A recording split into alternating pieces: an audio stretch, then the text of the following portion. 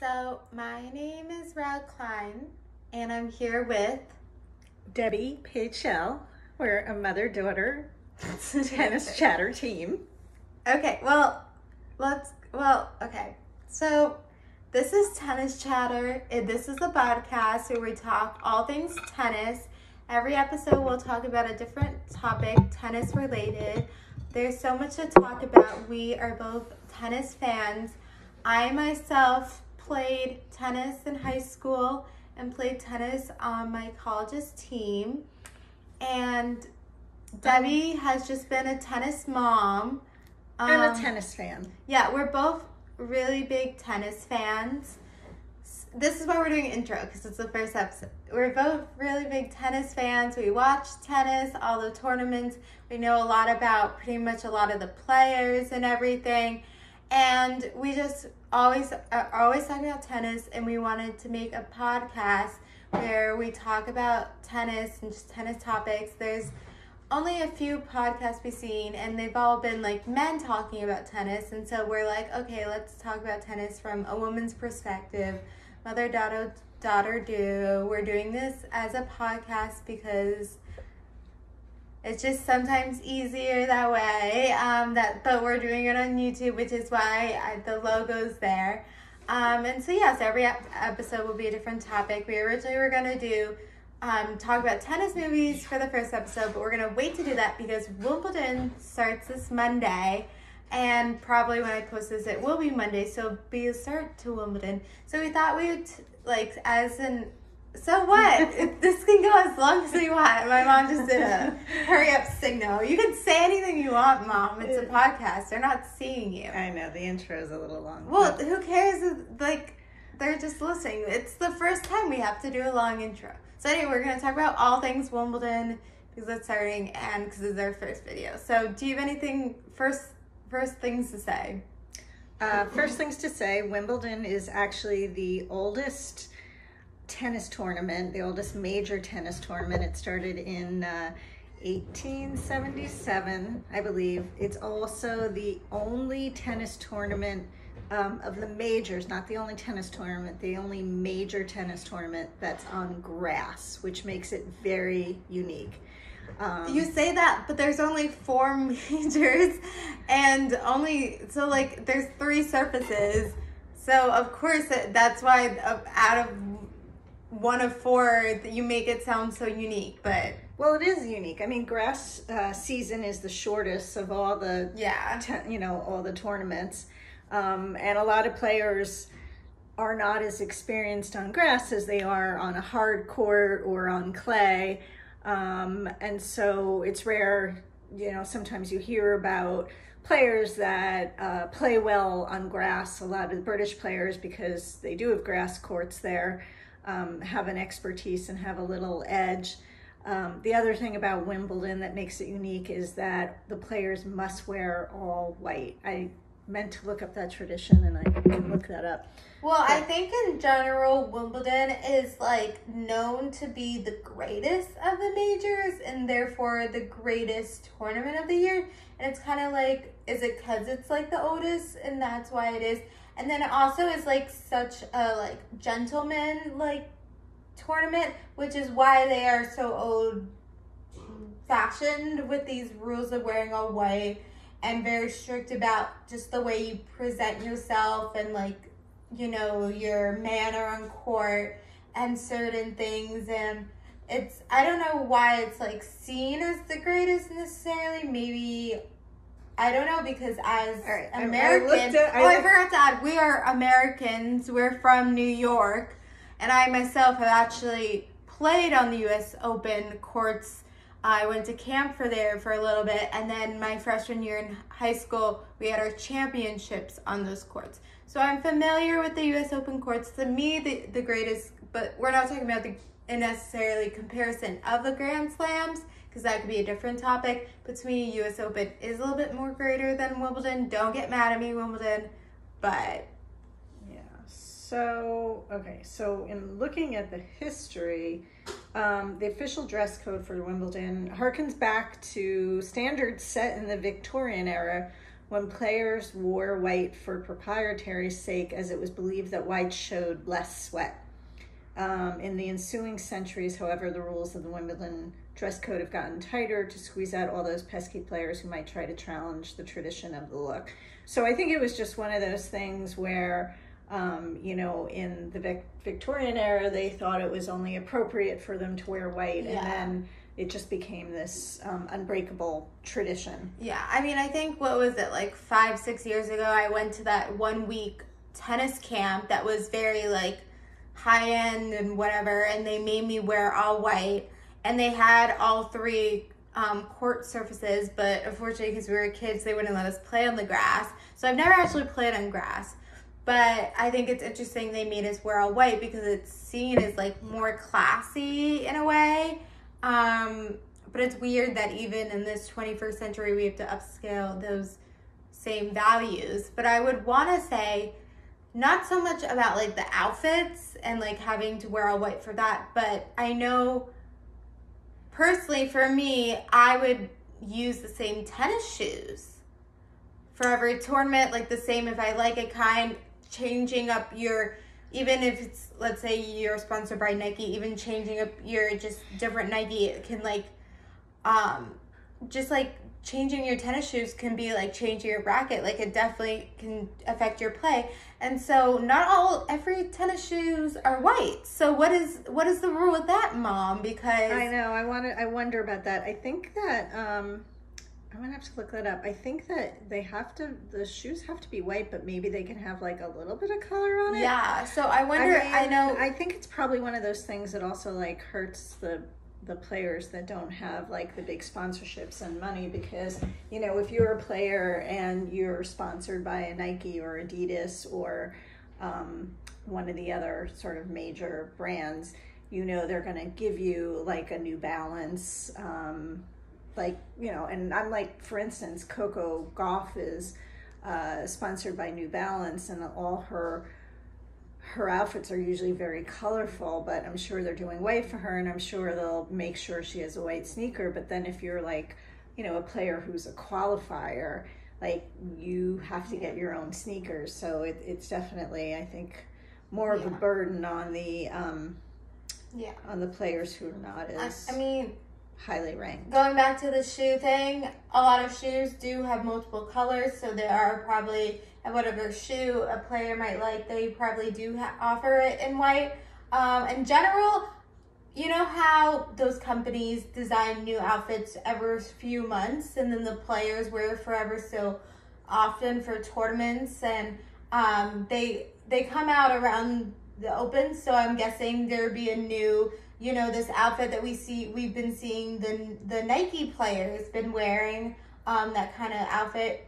Probably by the US Open, there'll be a new outfit. Anyway, these designers, we'll have to do research on like just the outfits, and we'll do a whole separate podcast just about the outfits. But yeah, the designers, and they don't design all white as well. Okay, so they are white. Yeah, that's what I was thinking. But in general, the designers, they don't design anything new for the players for Wimbledon. They, in general, just kind of wear just plain, like, white shirt, just like a blank shirt. They don't design anything new. It's just a white, like, shirt they wear. I beg to differ. You think they design something new every year? I think no, totally. Because that's the thing, is when you're watching and you see players sponsored by the same company, it's going to be similar style, similar colors. Some of them are even wearing the exact same thing, sometimes even playing each other.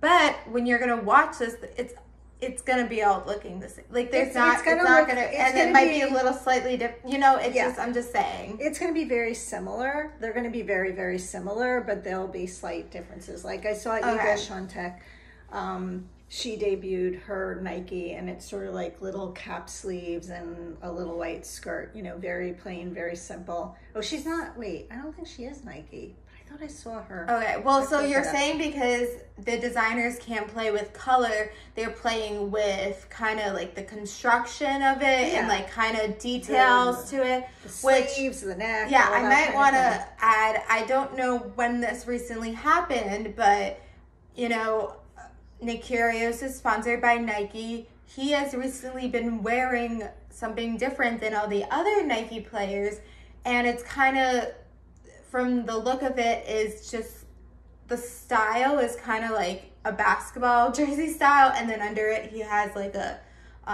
short sleeve, not exact, I don't know, windbreaker, dry fit, whatever it is. Yeah. So I'm guessing they did that for him, or some collaboration or something, because... Oh, it's Asics. Sorry, I got it wrong. Yeah, that's her outfit for Asics. See, that's just plain, Mom. No, it is. There was nothing. What are you talking about? No, it's plain, but you can see that there's a certain construction, the way that the skirt is, and the shirt is a cap sleeve. It's plain, Mom. Well, I didn't say it wasn't plain. I'm just saying that it's not basic, like everybody... It's basic. They don't put much into it, is what I'm saying. Yeah, but it's not like everybody wears the same thing. There's a little going back to Nick Kyrgios. So, yeah. So whatever the style is, I wonder if they're going to bring that... I wonder, well, in general, in the future, if he's going to have more outfits like this.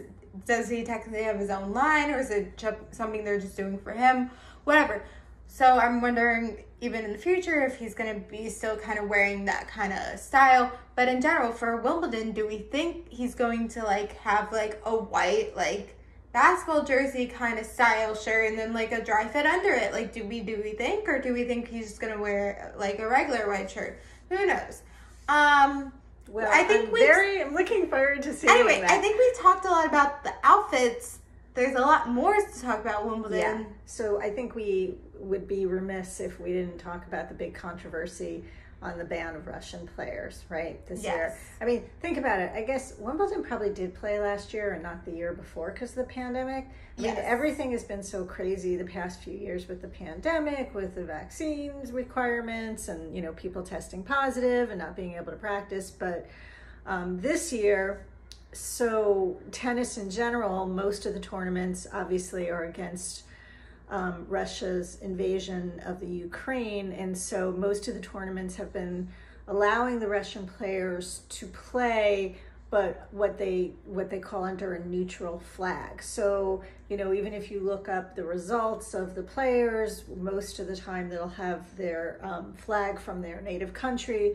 But with the Russian players, they just don't show their flag. They say they're playing under a neutral flag.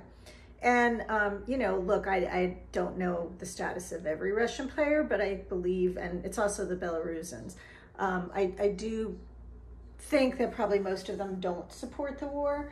But Wimbledon just decided that they would not let, you know, that they needed to, so to speak, punish Russia, and decided not to let the Russian players or the players from Belarus play. Well, if the objective is to punish Russia, I don't think it's actually punishing Russia, because they've already, as the ATP Tour has already done, is not allowed any tournaments in Russia, which is actually what's hurting Russia, because in a way, like, that does make up part of the economy, you know, players coming in, people, you know, it's part of the economy. This is only hurting those few Russian players.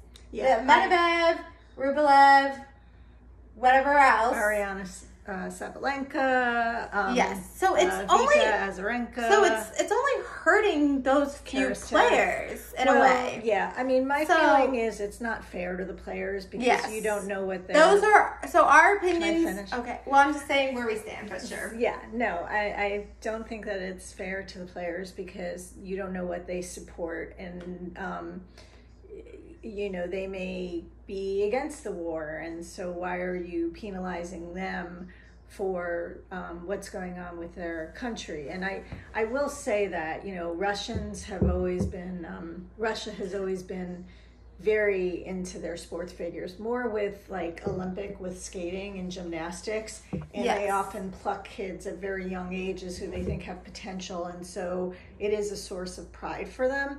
So I understand that, but I don't think that in this day and age, I don't think that's...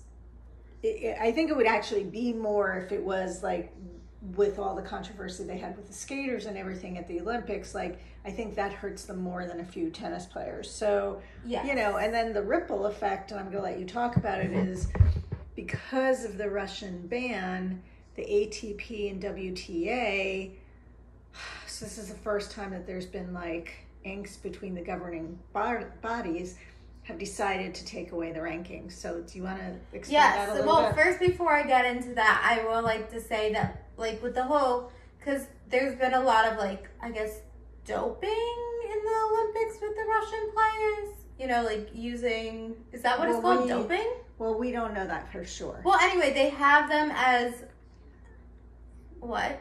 I don't know if alleged. Okay, you have to say alleged. Alleged doping, but you know that's why they had it as like they're not in the Olympics. The Russian athletes are not under the Russian flag either. It's the United whatever. So like it's kind of the same thing. Like why can't they just be like no flag?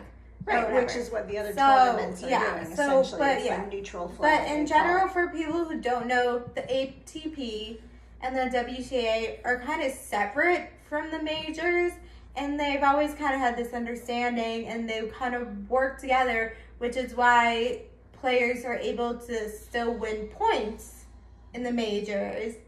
And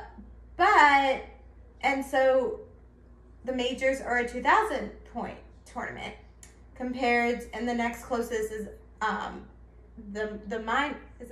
my god, I'm blinking. The Masters. Why am I saying minors? the Masters, which are 1,000. So 2,000's a lot bigger. And they're getting rid of it in retaliation to the Wimbledon banning Russian players. So which then has another ripple effect, because there are certain players, like I believe allegedly that Naomi Osaka said that she wasn't going to play because she's still sort of coming off of injury, and it didn't make sense for her to play. I think it was Naomi Osaka, maybe it was another player, and it didn't make sense for her because Naomi, what do you mean? I thought Naomi Osaka is playing.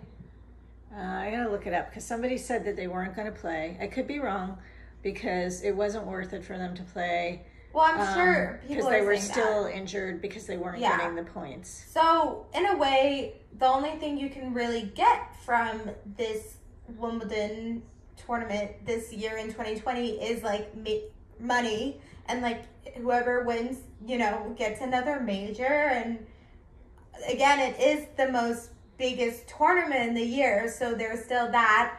But the only thing is you don't get points. But I think you don't get points taken away either. So if you do better than you did last year, it doesn't really matter, which then sucks for the players who do better than they did last year. But then, of course, the players who do worse than they did last year are kind of like, huh. So anyway, it's just like, I guess, just a tournament, you know, and it just kind of takes away the points, which I think doesn't have too much of an effect, I would say.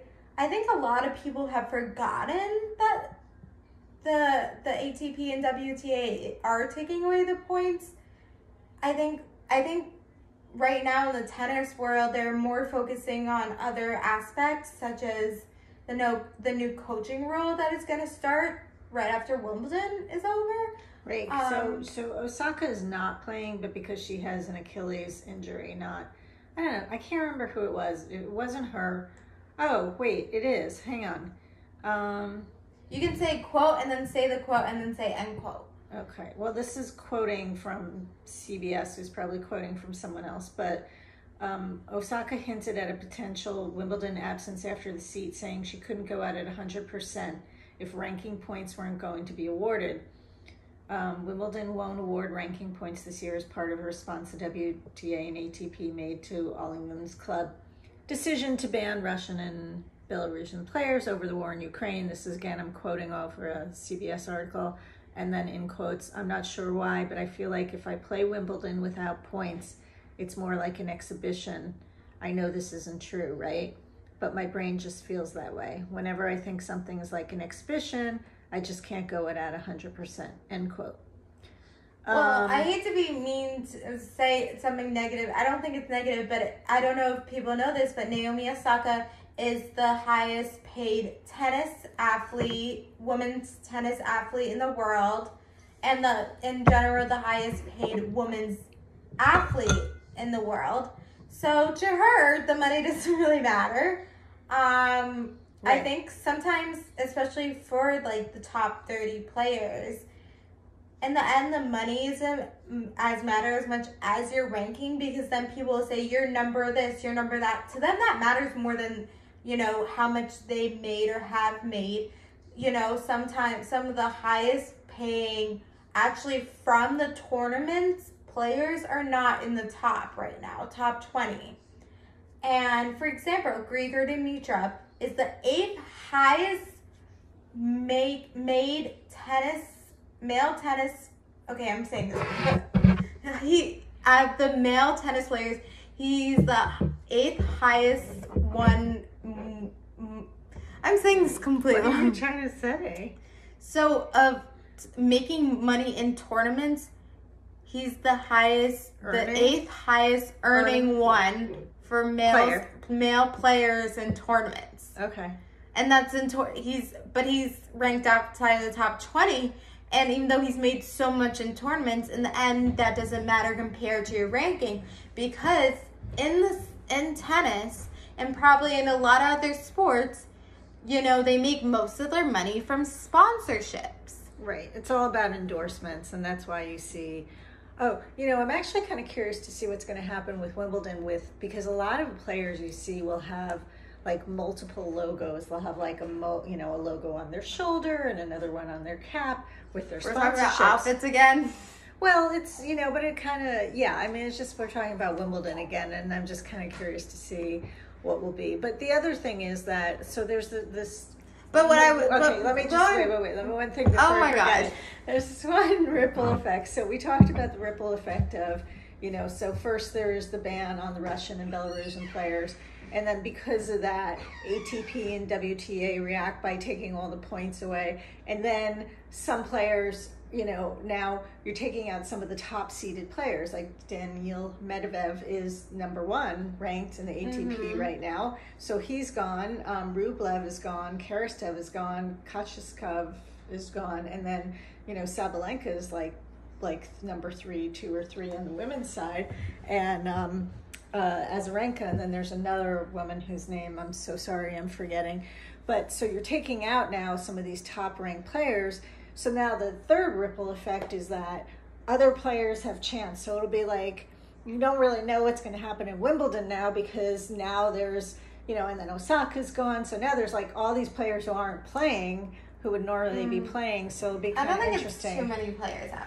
I do gotta say, as I'm making to my point earlier, ranking kind of matters more to like the top 50 players than money. But I feel like if this wasn't a majors tournament, then more players would be out. But because it's Wimbledon, players want to play. If this was a 500 or even a Masters tournament, I think a lot more players would be sitting it out. Because they're like, what's the point if I don't get points? But people are like, this is Wimbledon. Like, it's Wimbledon. Of course I'm going to play. Like, I'll still get money. Who cares about, like, points and ranking? But because it's Wimbledon. So I think there's that mindset. And I think we would see a lot more players withdrew if it was a different tournament that was having this. Well, I'm, for one, so excited to see Serena play. I've missed her so much. Yes. Yeah. Okay, so we've talked a lot about outfits. We talked a little bit about the band. I think we should end this podcast talking about our predictions for who will win both the men's and women's, or as they say, gentleman and lady, right? In Wimbledon. Mm-hmm. But before we do that, is there anything else you would like to add about Wimbledon? Strawberries and cream is a big tradition. Yes. And the rules are a little bit different. So in general, for people who don't know, in the majors, the men, it's best out of 5 sets. Unlike all the other tournaments, it's best out of 3 sets. But in the 5th set, it doesn't go into a tiebreaker at 6-all.